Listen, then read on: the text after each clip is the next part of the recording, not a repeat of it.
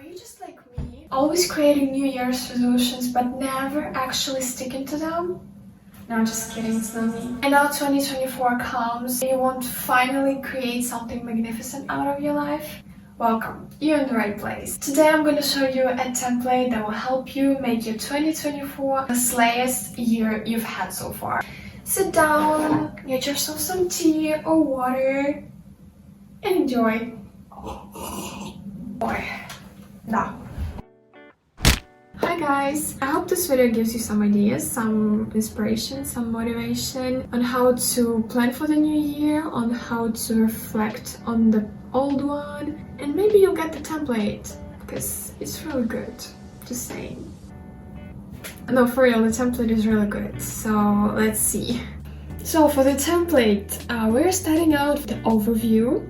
I tried to make it aesthetically pleasing but also simple. I don't like when there's too much stuff because I cannot concentrate when there's way too many things on my dashboard. So it's simple but cute. Each year I love to end with a reflection on myself and my life. Here I did a little rating session.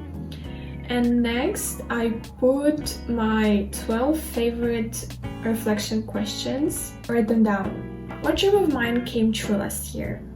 For me, it was Paris. Paris. What I couldn't achieve this year and why? What goals did I give up on and why? What did I discover about myself this year? What was the main lesson of the year? What old habits I couldn't give up but should have? What new habits I did pick up? Are they good for me? What made me feel motivated to reach my goals? What kept my motivation during the year most of the time? New things and people I fell in love with. What am I most proud of for myself? What am I most proud of myself for? How have I changed since a year ago? Gosh, I love self-reflection. You know this vibe if you kept journals when you were younger and you discover them in your old room? It's just when you're reading all of those old entries, all those old writings, you understand that everything worked out. Every single worry that you had did work out, and there was nothing really much to worry about. Like most of the things that I used to write about, that I was so anxious about, I didn't know how everything would work out. It eventually did. It worked out, everything was fine, you know? I love writing down every single thought, every single worry that I have right now, so that the future me could tell the past her, that is me right now, that everything would be fine. It's just, you know, like a way to connect to yourself, to your past self, to the different versions of yourself. And my favorite photos of the year. I tried to choose one photo out of each quarter, so there are 4 photos for 4 quarters. 4 photos. 4 photos for 4 quarters. Another part of self-reflection is a wheel of life. It's not really a wheel, but it has the same functionality as the wheel of life. So here I put in the table all of the areas of my life that are important to me. I gave them once again a rating. In the next column, I described the current reality for each of those parts of my life. And in the next column, I wrote down, not like a wish, but in a rather like manifestation way, where I actually see myself in a year from now. For example, physical health. Right now, I'm feeling fine. My body is good, my body is attractive. I mean, I'm young, right? It's okay, nothing really hurts. The only bad thing is that I'm working out very inconsistently, okay? Very inconsistently. So in a year from now, physical health is of a very high importance for me. So I am exercising every single day in any shape or form, be it dancing, yoga, Pilates, running, whatever it is, I have to move.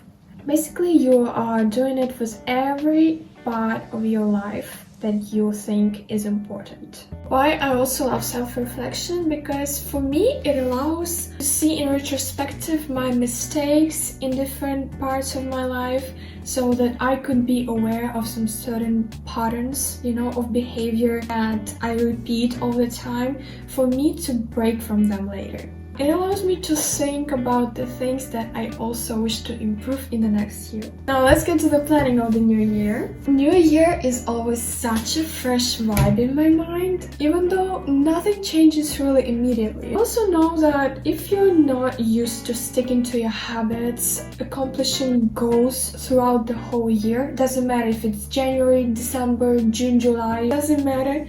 If you don't do that throughout the year, don't expect yourself to immediately change when first day of the year comes. For the past 2 years, I have tried studying my goals and habits before the new year actually starts, so that I could test them and see whether or not I like them, whether or not they are relevant to me. For example, this December, I started doing cold showers. I wanted to start it at the beginning of the year, at the beginning of 2024, but then I was like, girl, you will have a lot on your plate when the new year comes, a lot. So I will most certainly just forget about this goal. So I just started doing it in December to see if I like it, to see even if I want to do this, if I want to make it a part of my life. I did this, like, you can see my habit tracker. It's so ugly, but this is the only thing that works for me. Like, you can see cold showers. Like, I've been doing it almost every single day. Like, I'm so disappointed. For the past 10 minutes I've been filming with the focus off of me. I don't know, I just had such a lovely conversation with you guys. So we're starting out our year with reflection questions. You should write them down. In what place do I see myself by the end of the year? How much money do I see myself having by the end of the year? Where's my career status at by the end of the year? If I could choose one dream that would definitely come true this year, what would it be and why? How do I want to feel by the end of the next year? Habits I need to get rid of? Habits I need to pick up? What steps do I need to take to achieve my goals? What skills or knowledge do I need to acquire? How can I stay motivated and accountable? What obstacles might I encounter and how I can overcome them? In what area of my life do I need to get out of my comfort zone? What are the top 3 goals that I want to achieve this year? These questions will help you get into the mental state of accomplishing these goals already, you know, the kind of life you want to live, the kind of person you want to be. And then based on your answers for these questions, you can set goals, relevant goals. Now we are coming to the actual planning part. We have 4 quarters here from January to December. They are all the same inside, so we will just look at one. For example, from January to March. We're starting out again with the reflection questions. Reflect on your emotional state and well-being during the last 3 months, on your career goals and studies, on your finances, on your social life and relationships with people. What growth have you experienced in the last 3 months? What setbacks did you experience during the last 3 months? What have you learned from them? And review the goals you have set in the beginning of the year. Are they still relevant? Now, this is a very important question, because what I have noticed about myself, many years what I have done is I just wrote down my goals like on the 1st of January, and then I would just forget about them. I would only remember them when the year was already ending. You know why? Because I didn't have the habit of reviewing my progress. I didn't have the habit of reviewing the goals I have set to see if they're still relevant, or maybe I would just forget about this goal and I would just live peacefully without it, you know. But then at the end of the year I would just feel guilty. So reviewing your goals every 3 months, especially your yearly goals, is very important if you want to accomplish something. Next, we're setting intentions. Set 1 or 2 intentions for each area of your life. for the next 3 months. It could be your well-being, relationships, career, finances, stuff like that. For example, for your well-being, you could say being more connected to myself. For example, doing journaling, meditation. And we are planning based on those intentions and reflection questions. Figure out the most important goals that you will pursue in the next 3 months. We will have a separate page for goals. Then we have planning, monthly planning. Here we're starting out with the mood board that I have created for this January for me. I know you're sick of this by now, but me too. Reflection questions. Each month I recommend you to start once again with reflection. For example, you can ask yourself, what was your overall feeling of the last months? What was the main theme? Where did you experience the most growth last month? What would you like to repeat? Where did you experience setbacks? What did you learn? What energy, habits, and mindset you're bringing into the next year? Month. Year 2. What energy, habits, and mindset you're leaving behind? Then we're setting intentions once again. 3, 5. The things you want to focus on. Then we are choosing the goals you will focus on during the months. And then we have weekly planning. Each week, we are starting again with reflection questions. Please, when you reflect regularly, when you get into the habit of reflection, you will no longer need to write everything down. Really, no need to write everything down because your mind will be so used to setting intentions to reflection like, okay, I did this yesterday, I did this week, I did this month, I don't want to repeat this, so I will have to do better. I want to focus on this thing better. And when you develop this sort of thinking in yourself, you will no longer need to write it all down, okay? It's just a way for you to get into the habit of reflection intentions. Constant, okay? Because it is redirecting your mind to focus on the things that really matter to you. So what I love to do, each year I'm setting goals, right? Each goal I'm setting aside for a specific quarter, maybe a few quarters. Then I'm breaking down this goal into milestones, like first milestone, second, third, fourth. Each milestone I dedicate to a specific month. For example, the first month, second, third, fourth months. Each month, once again, each milestone, each month, I'm breaking down into smaller, more manageable parts. That is to say, tasks. And I'm scheduling these tasks into the next weeks. I'm writing down the general to-do list for me to accomplish this milestone. Then I'm scheduling those tasks into the next week. How I love mixing my Notion planner with my physical planner. In Notion, I have all of my goals, I have general ideas, I have general to-do lists, you know, something I don't really want to forget, but also these goals and tasks, they don't have a specific date, because I cannot really look even into the next 2 weeks, okay, because I don't know what I will be doing. Maybe I will fall sick, and I have already planned the whole year in detail, you know, that's crazy. So what I love to do is that I have a specific general list of things I need to do to accomplish a milestone. And then when I'm planning my next week, I'm choosing the tasks that I know I will be able to do, and I can schedule them. This is just to not feel overwhelmed.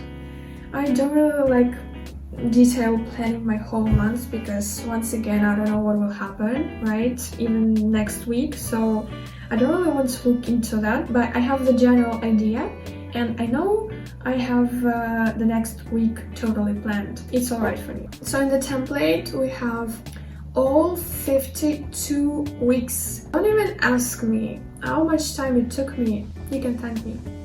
Next we're coming to the, I think it's like the main, this is the heart of the template. We're starting with the top 3 goals. With the top 3, the biggest, the grandest, you know, the ones that you want to smash the most.